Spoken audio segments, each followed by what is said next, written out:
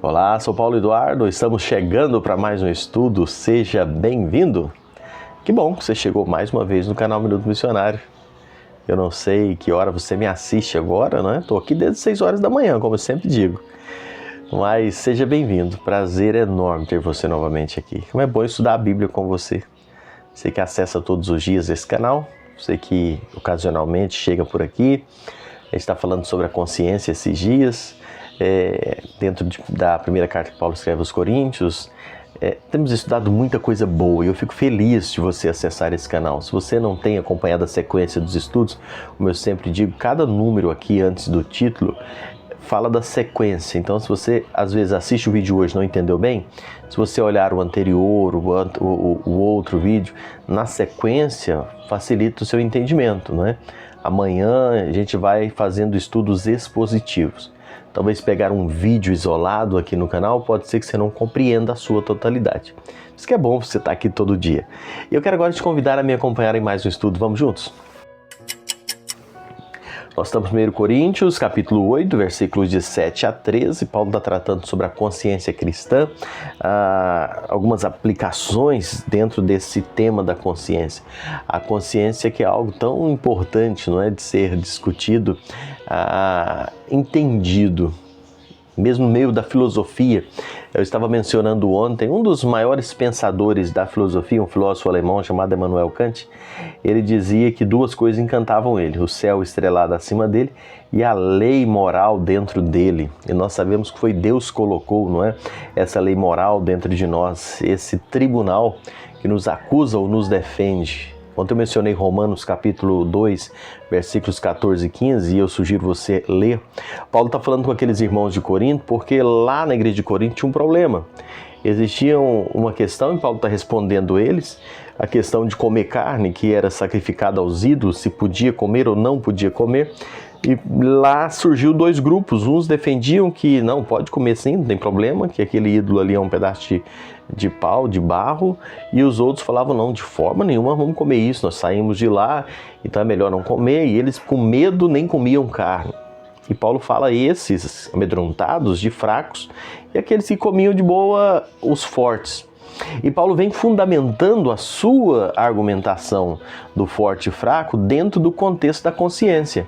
Paulo chama esses de fracos, não é?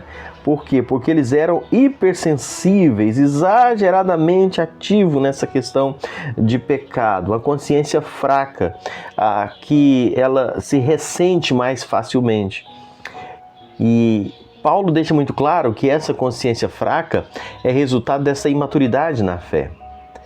Versículo 7, Paulo diz assim: entretanto, não há esse conhecimento em vós, em todos vocês, porque alguns, por efeito de familiaridade até agora com o ídolo, ainda comem dessas coisas como a ele sacrificadas, e a consciência destes, por ser fraca, vem a contaminar-se.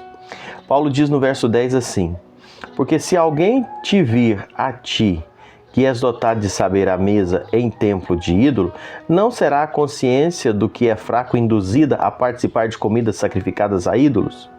E ainda Paulo conclui lá no 12 dizendo assim: e deste modo, pecando contra os irmãos, golpeando-lhes a consciência fraca, é contra Cristo que pecais.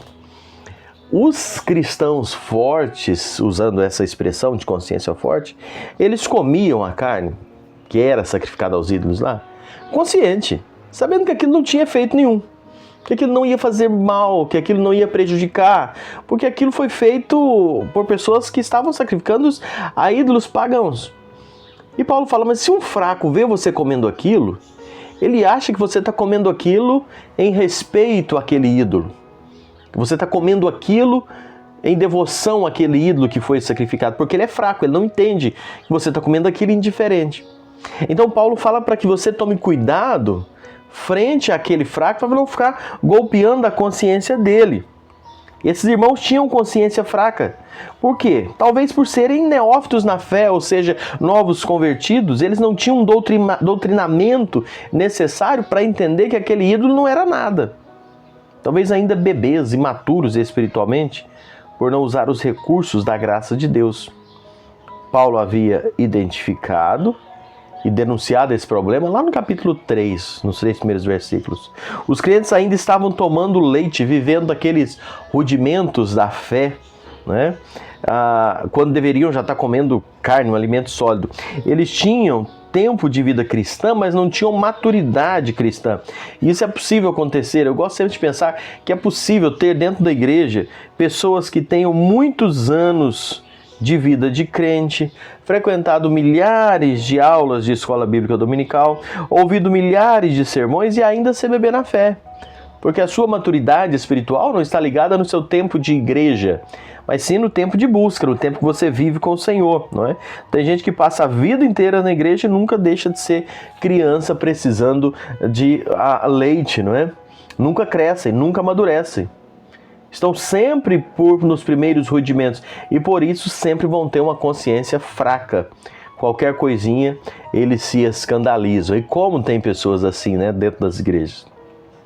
Paulo diz que alguns cristãos têm consciência fraca. Você vê aqui ele repetido no capítulo 8, no versículo 7, no versículo 7, no versículo 10, no versículo 12, porque são novos na fé ou porque não cresceram espiritualmente, como diz lá no capítulo 3. Ou mesmo porque tem medo da liberdade também, né? Muitos que viveram presos, não é, na idolatria, têm medo dessa liberdade que Cristo nos dá. A consciência de um cristão fraco é facilmente contaminada, verso 7, golpeada, no verso 12, Paulo fala, e escandalizada, ainda no versículo 12 e no versículo 13. Por isso, Paulo chama atenção não para o crente fraco, mas para o crente forte. Porque entre o crente fraco e o crente forte, quem tem mais sabedoria é o forte. E é ele quem precisa ter uma postura que vai fazer a diferença para não levar o crente fraco a naufragar. Então Paulo diz que nenhum cristão tem liberdade de assegurar os seus direitos se isso significa causar dano a outras pessoas. Lembra que nós falamos esses dias? E tem coisas que você sabe que não é errado, mas é melhor você evitar para não escandalizar outro. O crente fraco às vezes vai te ver fazendo alguma coisa, você sabe que não tem problema. Mas você é melhor evitar para não criar dano para aquele crente mais fraco. Para não escandalizar aquele crente mais fraco. Que é o que Paulo está usando aqui na questão da comida sacrificada. O crente maduro comia aquela carne ali sem nenhum problema, sabe que aquilo não é nada. Mas o crente fraco olhava e falava, gente, mas como assim? Então Paulo fala, evita. Quer comer sua carne que você vê que não tem problema? Come num lugar separado, mas não sirva de escândalo para aquele crente mais fraco. Como a gente precisa ter sabedoria. Como nós precisamos ter esse cuidado dentro das igrejas, dentro da nossa vida cristã, para não golpear a consciência do crente mais fraco. Eu falo por mim, quantas coisas eu evito fazer para não escandalizar alguém que possa se escandalizar com isso. Sabe, eu sei que não tem problema, mas para não criar problema, né? Para não escandalizar, a gente precisa ter esse cuidado.